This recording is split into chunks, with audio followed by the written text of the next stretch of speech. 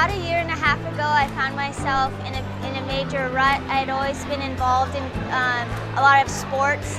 Running and soccer were my favorite things, and I participated in college athletics. And I found myself in a huge rut because I was housebound, I was crippled, I was told I was handicapped and I could never run or play sports again. And it crushed me, and I became very depressed, very anxious. I was having regular panic attacks, and it just wasn't who I was. I knew that I loved baking, and I could at least do that from home. So I just got in the kitchen when I could. I'd take frequent breaks, and I would just bake, and I would invite people over. And it was something that kept me from being, isolated. I could share it with others, and then because of that, I wanted it to become something more.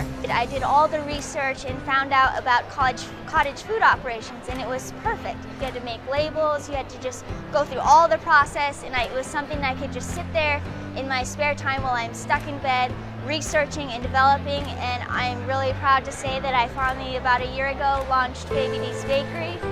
Initially, I struggled with pricing, struggled to figure out the price points and also to find the audience, whether that be a really big event or just like corporate meetings and small parties. So finding the balance and the price point that works for me in my regular life has been a challenge to balance. My product called Apricot Odies has been something that's intrigued everybody, and it's just a unique product. It serves both people who just want something sweet but also healthy, and it's something that reminds me of Hawaii.